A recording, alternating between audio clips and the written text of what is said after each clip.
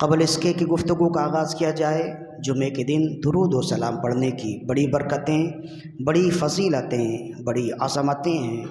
ان تمام تر برکتوں کو، فضیلتوں کو مد نظر رکھتے ہوئے ایک مرتبہ اپنے آقا و مولا صلی اللہ علیہ وسلم کی بارگاہ میں بلند آواز سے درود و سلام کے نذرانے پیش کیجیے۔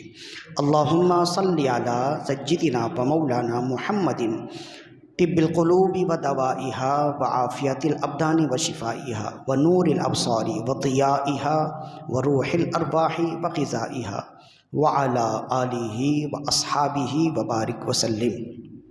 جمادی الاخری کی آج 22 تاریخ ہے، اور ایک دوسری نسبت آج کے دن کی یہ ہے کہ سن عیسوی 2024 کا پہلا جمعہ ہے۔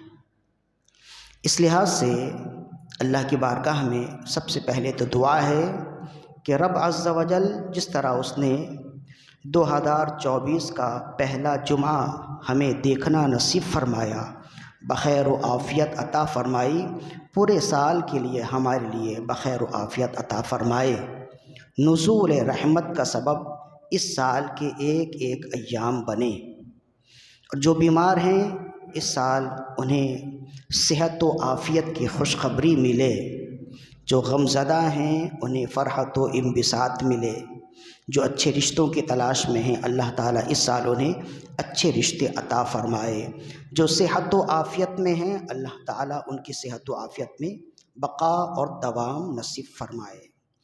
تو آج کے دن کو نسبت ایک تو یہ ہے کہ سن عیسوی 2024 کا پہلا جمعہ ہے، اور دوسری نسبت یہ ہے کہ سن ہجری 1445 کا جمادی الاخری کی آج 22 تاریخ ہے، اور جمادی الاخری کی 22 تاریخ حضرت سیدنا صدیق اکبر رضی اللہ عنہ کی یوم شہادت ہے۔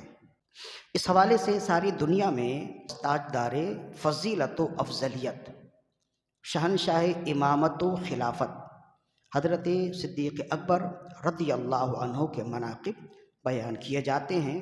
تو آج چونکہ خاص طور پر آپ کا یوم وصال ہے، تو آج خاص کر حضرت صدیق اکبر رضی اللہ عنہ کا تذکرہ بالخیر کیا جائے گا۔ چنانچہ سورہ لیل میں اللہ تعالیٰ نے ارشاد فرمایا وَسَيُجَنَّبُهَا الْأَتْقَى الَّذِي يُؤْتِي مَالَهُ يَتَزَكَّى، ان قریب جہنم کی بھڑکتی آگ سے وہ بچا لیا جائے گا جو سب سے بڑھ کر پرہیزگار ہے۔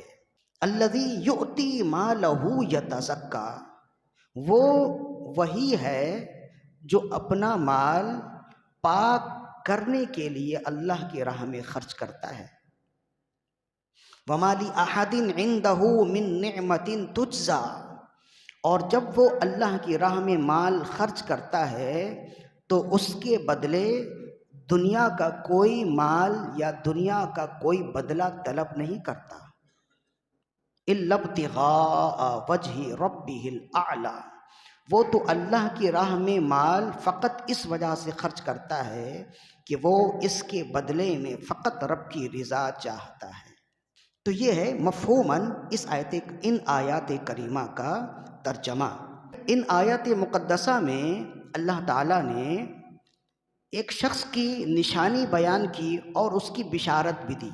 سب سے پہلی بشارت دی اور فرمایا وَسَيُجَنَّبُهَا الْأَتْقَى، وہ شخص جو سب سے زیادہ پرہیزگار ہے، سب سے زیادہ بلند مرتبہ متقی ہے، وہ جہنم کی بھڑکتی آگ سے بچا لیا جائے گا۔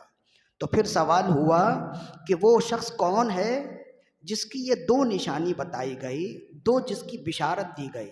سب سے پہلی بشارت یہ دی گئی کہ جہنم کی بھڑکتی آگ سے وہ بچا لیا جائے گا، اللہ نے دنیا میں ہی اس سے جنت کا وعدہ کر دیا۔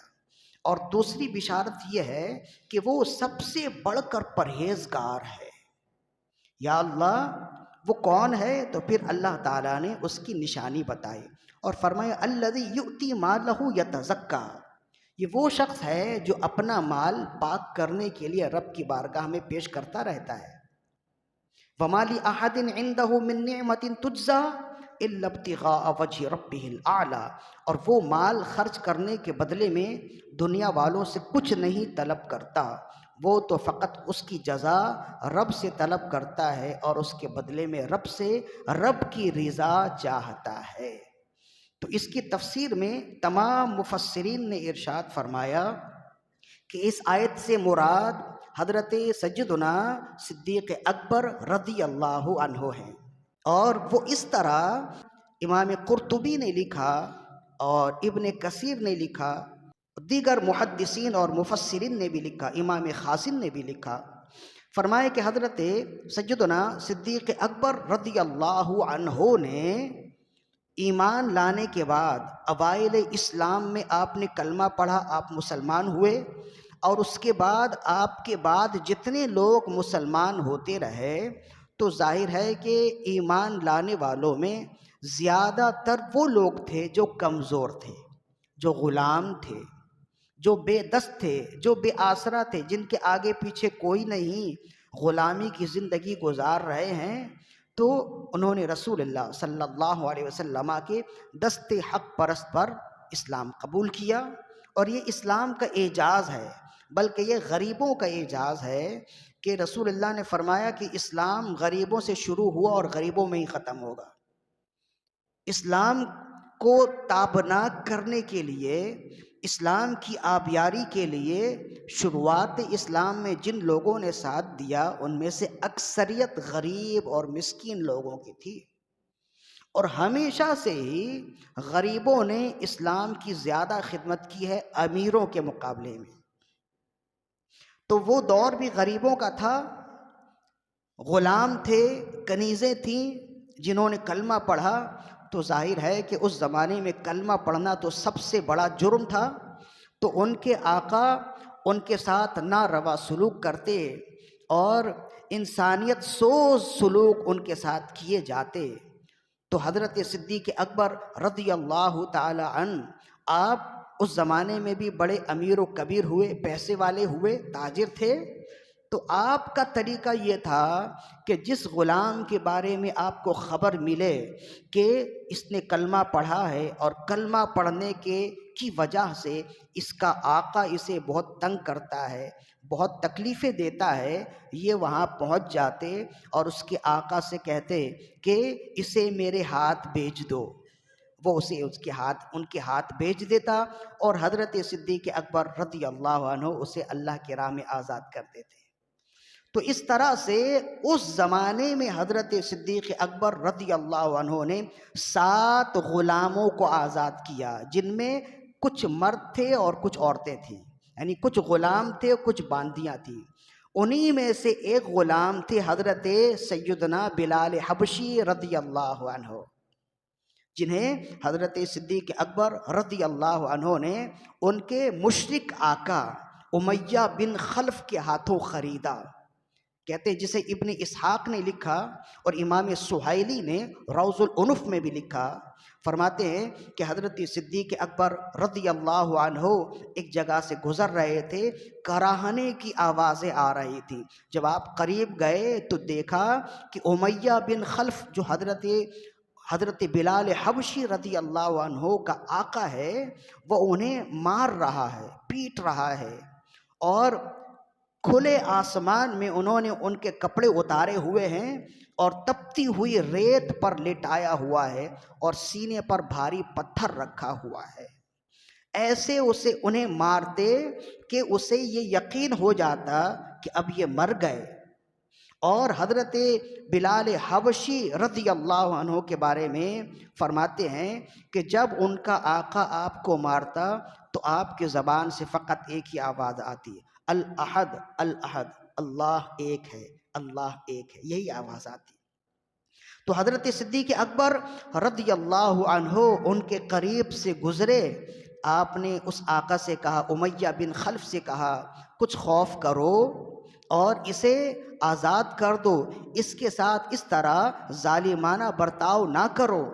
تو وہ کہنے لگا، آپ کو اگر اس سے زیادہ ہمدردی ہے تو میرے ہاتھوں خرید لو، اس لیے کہ میں تو بیزار ہو گیا ہوں، اسے جتنا مارو اسے جس قدر تکلیفیں دوں لیکن اس کے باوجود اس کے عقیدے میں تو کوئی فرق پڑتا نہیں، لہذا میرے لیے تو یہ کام کا نہیں ہے۔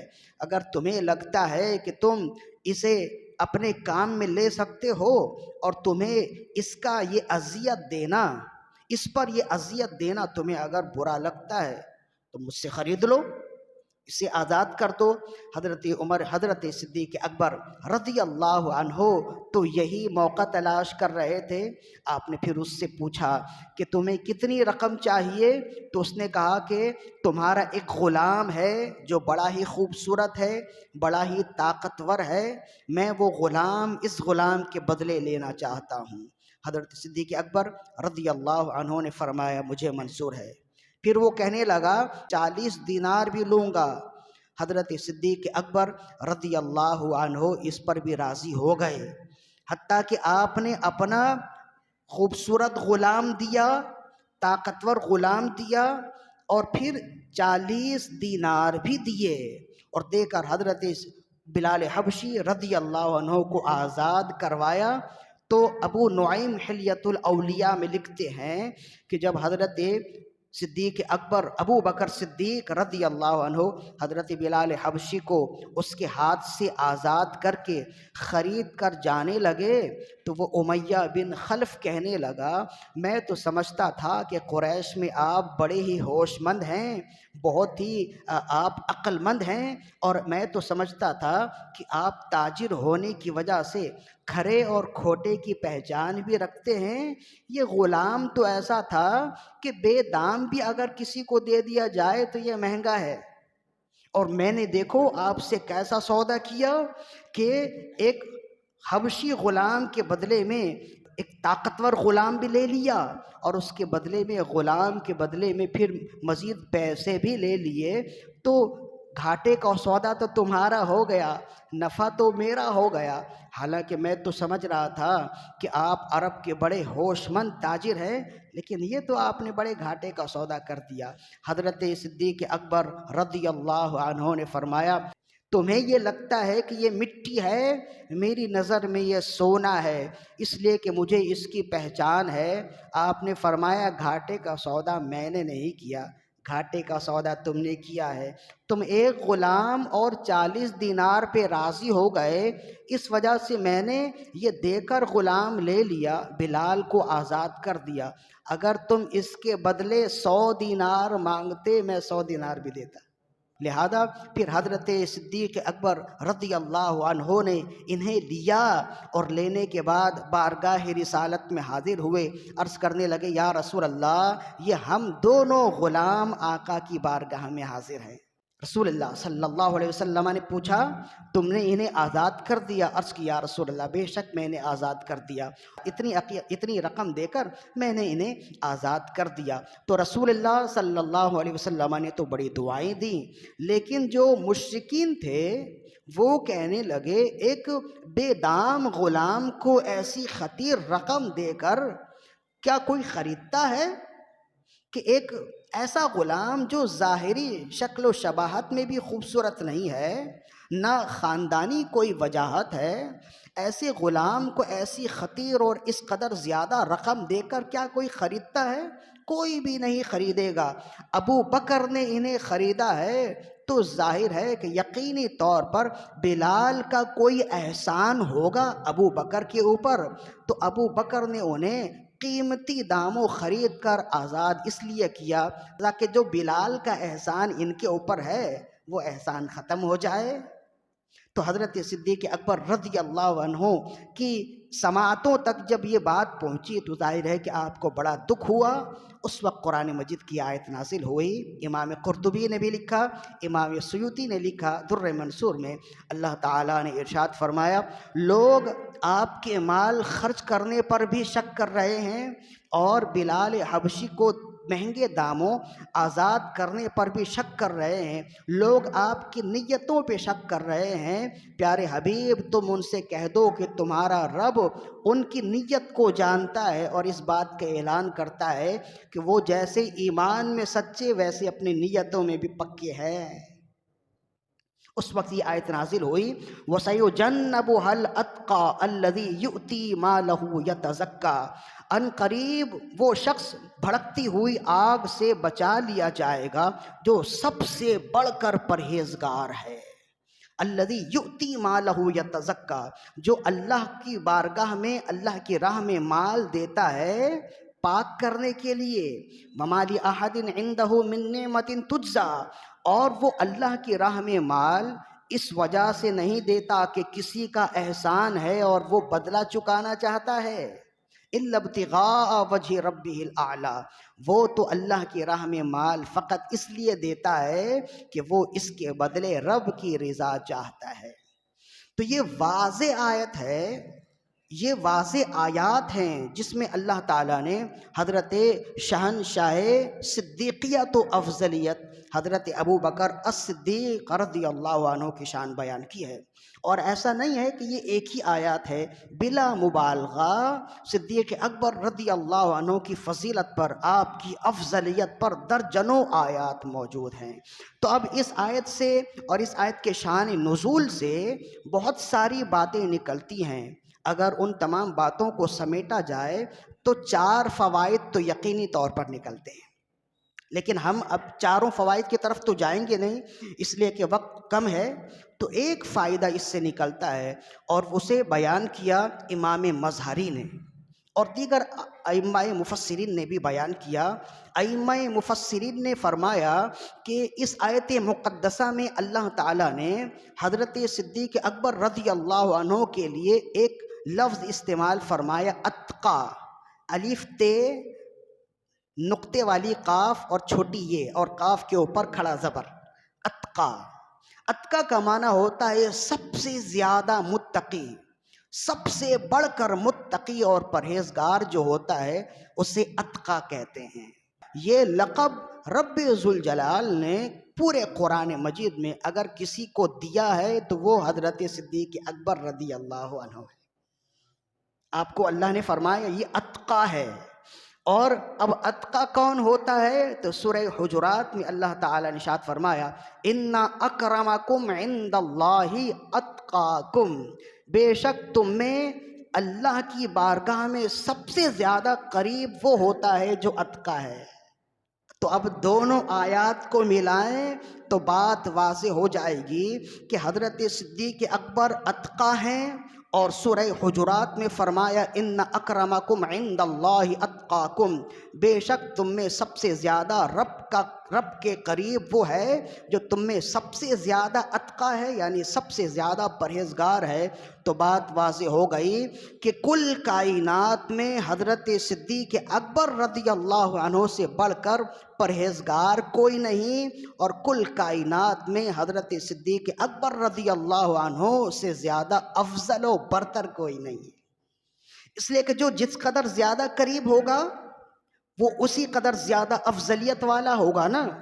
تو یہ جو کل کائنات میں جو ہم نے لفظ استعمال کیا ہے، اس سے انبیاء کو نکال دیجئے اور ملائکہ مرسلین کو نکال دیجئے، ان کے علاوہ حضرت صدیق اکبر رضی اللہ عنہ سب سے افضل و اعلیٰ ہیں۔ تو یہ جو اہل سنت و جماعت کا عقیدہ ہے نا کہ حضرت صدیق اکبر رضی اللہ عنہ سب سے افضل و اعلیٰ ہیں، تو یہ عقیدہ فقط ایسے ہی محبت میں نہیں ہے، بلکہ یہ عقیدہ علی وجہ البصیرت ہے، اور اس عقیدے پر بہت سے دلائل ہیں جو آگے بھی ہم دیں گے۔ انہیں دلائل میں سے ایک دلیل یہ ہے جس کو علماء نے بھی بیان کیا، چنانچہ علامہ قاضی ثناء اللہ پانی پتی رحمہ اللہ نے اسی آیت کے تحت لکھا، فرمایا وَقَوْنُ أَبِي بَكْرٍ أَتْقَى النَّاسِ بَعْدَ الْأَنْبِيَاءِ دلیل، اور حضرت ابو بکر الصدیق رضی اللہ عنہ کا انبیاء کے بعد تمام لوگوں میں سب سے زیادہ پرہیزگار ہونا یہ دلیل ہے اس بات پر علی کونہ افضلہم، کہ وہ سب سے زیادہ افضل و اعلیٰ ہیں۔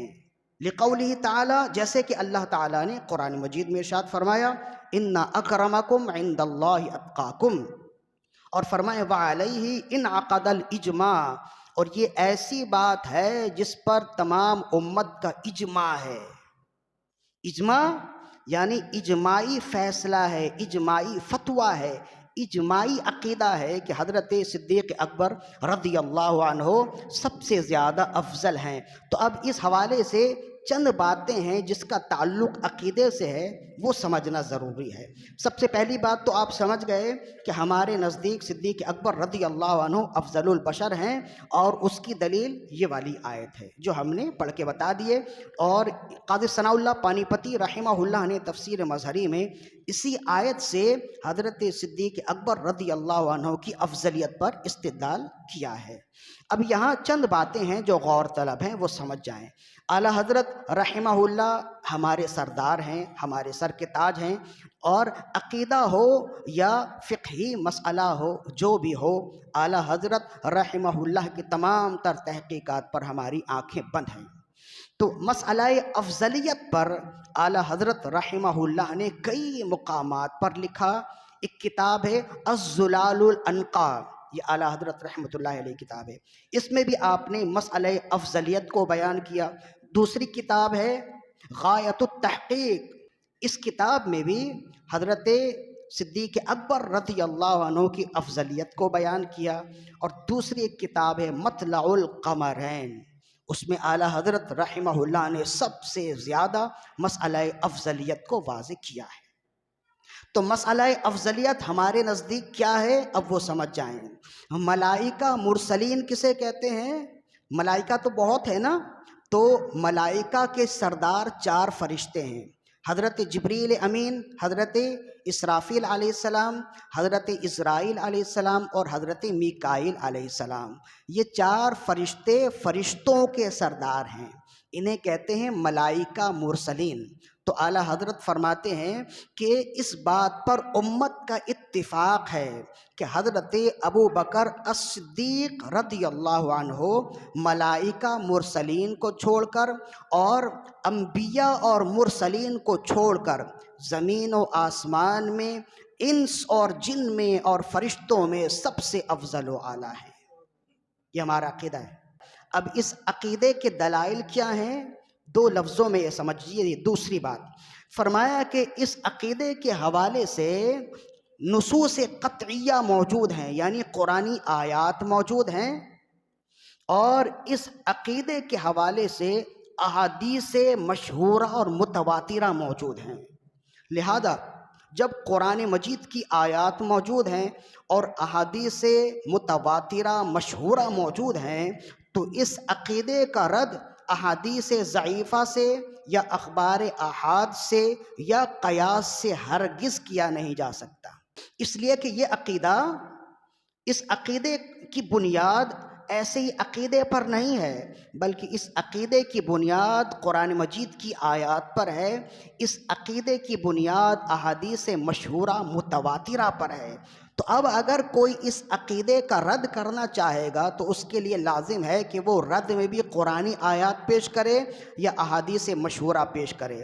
قرآنی آیات تو کوئی پیش کر نہیں سکتا، احادیث پیش کرے گا تو ضعیف احادیث مشہورہ اور متواترہ کے مقابلے میں نہیں آتی ہیں۔ اسی وجہ سے ہمارے نزدیک یہ مسئلہ باب عقائد سے ہے، باب فضائل سے نہیں ہے۔ باب فضائل سے اگر ہو تو باب فضائل میں ضعیف احادیث کا بھی اعتبار کر لیا جاتا ہے، لیکن جب باب عقائد بیان کیا جائے تو عقیدہ ضعیف احادیث سے ثابت نہیں ہوتا، عقیدہ حدیث صحیحہ سے یا احادیث متواترہ مشہورہ سے ثابت ہوتا ہے۔ تو اہل سنت و جماعت حضرت صدیق اکبر رضی اللہ عنہ کی افضلیت کی اس وجہ سے قائل ہیں کہ حضرت صدیق اکبر رضی اللہ عنہ کی افضلیت پر قرآن مجید کی آیات بھی موجود ہیں، احادیث اور آثار بھی موجود ہیں، اور پھر اقوال صحابہ موجود ہیں، اور اس بات پر امت کا اجماع ہے۔ اور جس بات پر امت کا اجماع ہو جائے اس کے خلاف کرنے والا شخص گناہگار ہوتا ہے۔ 2 باتیں ہو گئیں۔ تیسری بات یہ ہے کہ جس طرح اسلام میں داخل ہونے کے لیے اسلام کے تمام عقائد کو ماننا لازم ہے، ایسا نہیں ہوگا کہ کوئی شخص اسلام کے تمام بنیادی عقائد کو تو مانے، ایک کا انکار کر دے تو ہم کہیں چلو اس نے 99 عقیدہ تو مان لیا نا، ایک کا انکار کیا ہے تو چلو اسے بھی مسلمان کہہ دو، ایسا نہیں ہوگا۔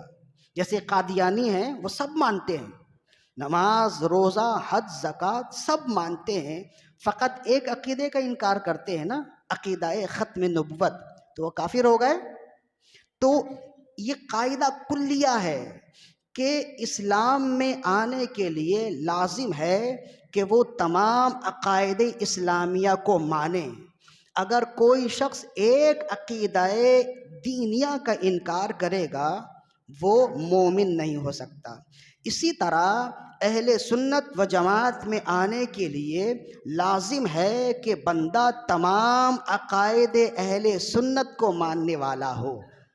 لہذا جس طرح تمام عقائد اسلامیہ میں سے ایک عقیدے کا اگر کوئی انکار کر دے تو وہ مومن نہیں رہتا، ایسے ہی عقائد اہل سنت میں سے کسی ایک عقیدے کا کوئی انکار کر دے تو وہ اہل سنت میں سے نہیں رہتا، پھر وہ کیا ہوتا ہے؟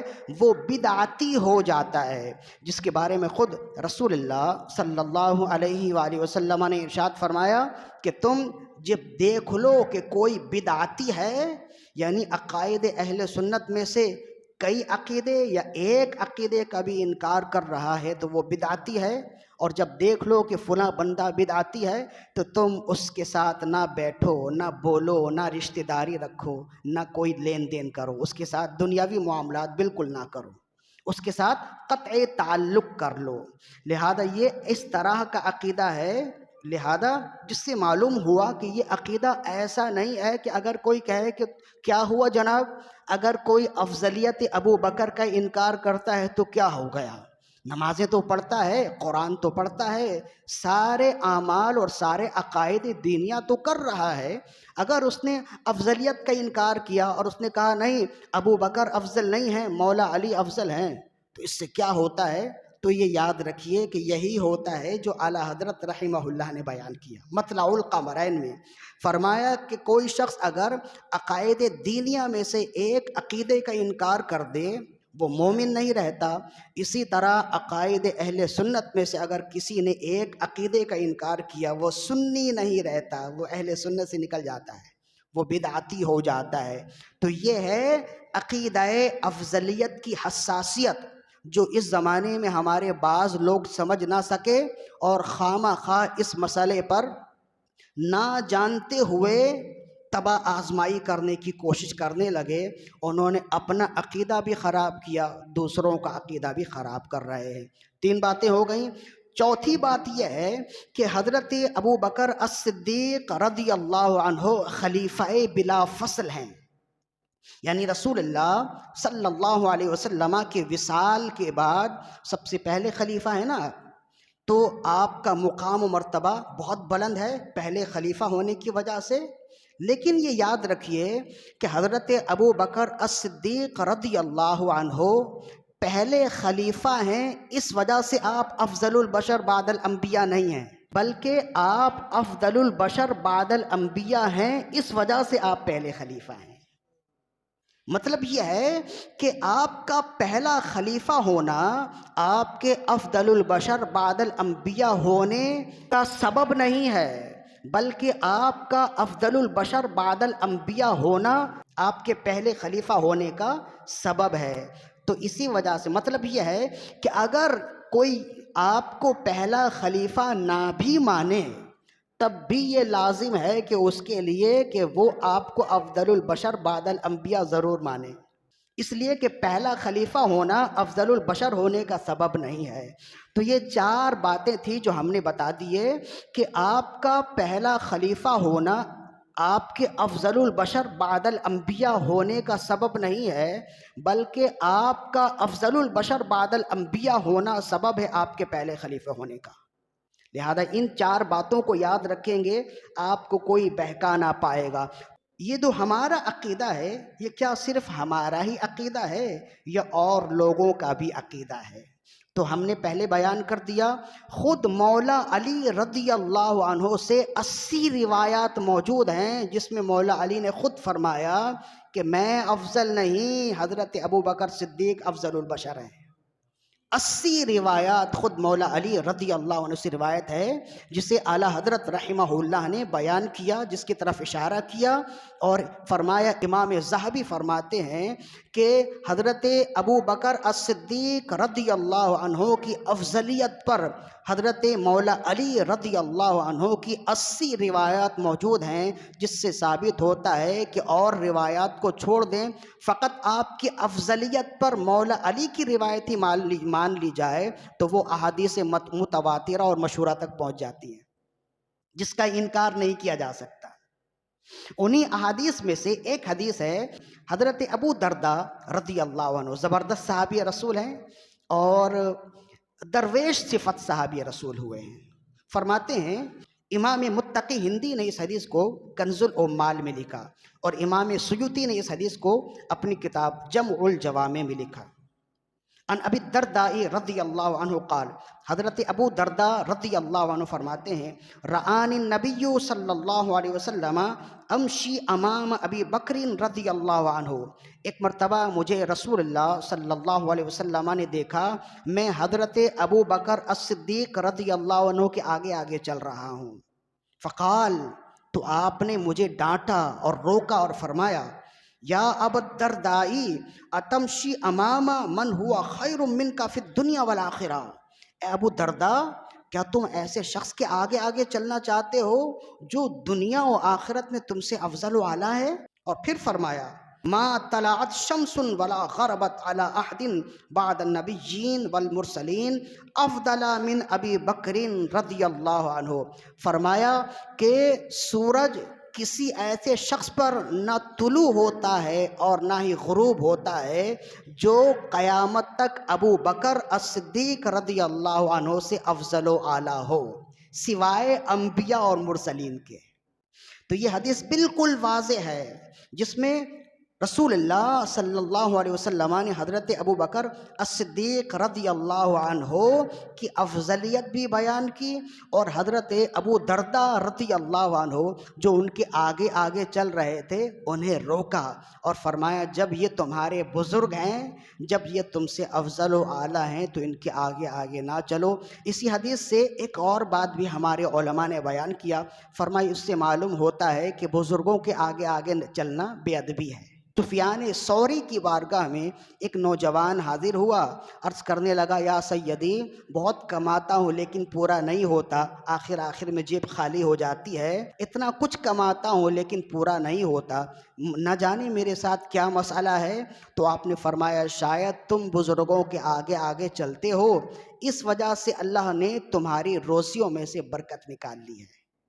فرمایا اگر تم اپنی روزی میں برکت چاہتے ہو تو بزرگوں کے پیچھے چلا کرو، آگے آگے نہ چلا کرو۔ بحمداللہ ہم تو با ادب لوگ ہیں تو اپنے ادب کو مزید اور پختہ کر لیجئے۔ ممکن ہو بسا اوقات ایسا ہوتا ہے کہ بندہ بہت جلدی میں ہوتا ہے، نہ چاہتے ہوئے بھی اسے آگے بڑھنا ہی ہوتا ہے، لیکن جہاں تک ممکن ہو کوشش کیجئے بزرگوں کے پیچھے پیچھے رہیں گے، انشاءاللہ اسی میں برکت ہے۔ اگر کوئی بزرگ آگے ہو اس کے بھی پیچھے رہیں، اور جب عقیدے کی بات آ جائے تو اپنے اکابرین کے بھی پیچھے رہیں۔ ہم تو پیچھے رہنے والوں میں ہیں نا، اس لیے کہ پیچھے رہنے والوں میں ہی خیر ہے۔ ایک حدیث ہو گئی اور آخری ایک اور حدیث ہے جسے حضرت امام زین العابدین رضی اللہ عنہ روایت کرتے ہیں، مسند امام احمد بن حنبل کی حدیث ہے۔ کہتے ہیں کہ جاء رجل الی علی بن الحسین رضی اللہ عنہما، ایک شخص حضرت امام زین العابدین رضی اللہ عنہما کی خدمت اقدس میں حاضر ہوا۔ زین العابدین رضی اللہ عنہ ان کو تو جانتے ہیں نا، امام حسین رضی اللہ عنہ کے بیٹے، اور امام حسین کو بھی جانتے ہیں، مولا علی کے بیٹے۔ تو ان کی خدمت میں حاضر ہوا اور عرض کرنے لگا ما کان منزلۃ ابی بکر و عمر من النبی صلی اللہ علیہ وسلم، یا سیدی یہ بتائیں کہ حضرت ابو بکر صدیق رضی اللہ عنہ اور حضرت عمر بن خطاب رضی اللہ عنہ کا مقام و مرتبہ رسول اللہ کی بارگاہ میں کیا تھا؟ تو آپ نے روضہ رسول کی طرف اشارہ کیا اور فرمایا منزلتہما الساعہ، ان کا مقام و مرتبہ وہی تھا جو آج ان کا مقام و مرتبہ ہے۔ جس طرح آج وہ سرکار مدینہ صلی اللہ علیہ وسلم کی خدمت سراپا اقدس میں موجود ہیں، اس زمانے میں بھی رسول اللہ صلی اللہ علیہ وسلم کی بارگاہ میں ہی ہوتے تھے۔ تو بہت خوبصورت گفتگو کی ہے کسی نے، اسی واقعے کی طرف اشارہ کرتے ہوئے کہا، سرکار کا دربار نہیں دیکھ رہے کیا؟ سرکار کا دربار نہیں دیکھ رہے کیا؟ دربار میں دو یار نہیں دیکھ رہے کیا؟ تم دنیا کا معیار تو سب دیکھ رہے ہو، اللہ کا معیار نہیں دیکھ رہے کیا؟ کہتے ہو کہ قرآن میں ابو بکر کہاں ہے، تم آیت فی الغار نہیں دیکھ رہے کیا؟ دولہا بنے آئے ہیں ابو بکر کے گھر میں، کونین کے سردار نہیں دیکھ رہے کیا؟ صدیق امامت پہ ہیں اور مقتدیوں میں، صدیق امامت پہ ہیں اور مقتدیوں میں، تم حیدر کرار نہیں دیکھ رہے کیا؟ تحسین ابی حق کے طرفدار بہت ہیں، یہ مجمع بیدار نہیں دیکھ رہے کیا؟ یعنی جو دیکھنے والا ہے، جو سوچنے والا ہے، جو بصیرت اور بصارت رکھنے والا ہے، اس کے لیے یہ بات کوئی عجیب نہیں ہے اور نہ ہی مشکل ہے کہ وہ برسر منبر کہے، ہر ایک کے سامنے کہے کہ حضرت صدیق اکبر رضی اللہ عنہ کل بھی افضل البشر بعد الانبیاء تھے، آج بھی افضل البشر بعد الانبیاء ہیں، اور آئندہ بھی افضل البشر بعد الانبیاء ہوں گے۔ قیامت تک جتنے غوث قطب ابدال آئیں گے، سب صدیق اکبر رضی اللہ عنہ کے شاگردوں میں شمار ہوں گے۔ یہ لفظ میں نے کیوں کہے؟ اس کی وجہ یہ ہے، جب غوث پاک کا زمانہ آئے تو ہم کس قدر اہتمام کرتے ہیں غوث پاک کی نیاز کے لیے۔ خواجہ صاحب کا جب زمانہ آئے تو کس قدر نیازوں کا اہتمام کرتے۔ تو غوث پاک بے شک غوثیت کبریٰ پر ہیں، خواجہ صاحب بے شک وہ ولایت پر ہیں، لیکن صدیق اکبر رضی اللہ عنہ شہنشاہ ولایت ہیں۔ یہ درجہ ہے، فرمایا ولایت کا درجہ تو بہت نیچے ہوتا ہے، نبوت کے بعد سب سے پہلا درجہ صدیقیت کا ہوتا ہے، اور صدیقیت کے امام و پیشوا حضرت صدیق اکبر رضی اللہ عنہ ہیں۔ تو حضرت غوث اعظم رضی اللہ عنہ کی 11ویں کے نیاز کا اہتمام ہوتا ہے۔ تو کیا خیال ہے کہ جب یہ جو شاگرد ہیں ان کے ایام میں اس قدر ہم اہتمام کرتے ہیں، تو جب آقا ہیں جو استاد ہیں ان کے ایام میں ہمیں کس قدر اہتمام کرنا چاہیے نا؟ تو ہم بھولے ہوئے ہیں اس طرح کے باتوں کو اور اس طرح کے معمولات کو بھولے ہوئے ہیں۔ تو آج 22 جمادی الاخری ہے، اور آج ہی حسن اتفاق سے حضرت صدیق اکبر رضی اللہ عنہ کی یوم شہادت کہہ لیجئے یا یوم وصال کہہ لیجئے۔ شہادت اس لیے کہ بعض روایت میں آتا ہے کہ غار میں جس سانپ نے آپ کو کاٹا تھا 13 سال کے بعد وہی زہر دوبارہ لوٹ آیا تھا، جس سے آپ کا انتقال ہوا، لہذا اس لحاظ سے آپ کو شہید بھی کہہ دیتے ہیں، اور ظاہری اسباب ایسا کچھ تھا نہیں، اس وجہ سے آپ کو وصال بھی کہہ دیتے ہیں۔ تو اس میں جھگڑنے کی بات نہیں ہے، اگر آپ کہیں نہیں تو ہم ماننے کے لیے تیار ہیں۔ بہرحال تو آج آپ کا یوم وصال ہے یا یوم شہادت ہے، تو جب آپ گھر جائیں، کھانے کے دسترخوان پر بیٹھیں، تو اللہ کا ذکر کیجئے، کچھ آیات تلاوت کر لیجئے، کچھ درود و سلام پڑھ لیجئے، اور اس کا ایصال ثواب تمام انبیاء مرسلین کو کرنے کے بعد حضرت شہنشاہ ولایت، شہنشاہ صدیقیت حضرت صدیق اکبر رضی اللہ عنہ کے لیے بھی کیجئے، اور پھر دعا کیجئے کہ یا اللہ ان کی برکتوں سے ہمارے گھروں میں برکتیں آئیں، ان کا فیضان ہمارے قلوب پر، ہمارے گھروں پر طاری ہو، ان کا فیضان ہمارے گھروں میں آئے۔ اس طرح سے دعا کریں گے اللہ تعالیٰ ضرور برکتیں عطا فرمائے گا۔ اللہ تعالیٰ سے دعا ہے کہ ہماری آج کی حاضری اپنی بارگاہ میں قبول و مقبول فرمائے۔ وما علینا الا البلاغ المبین۔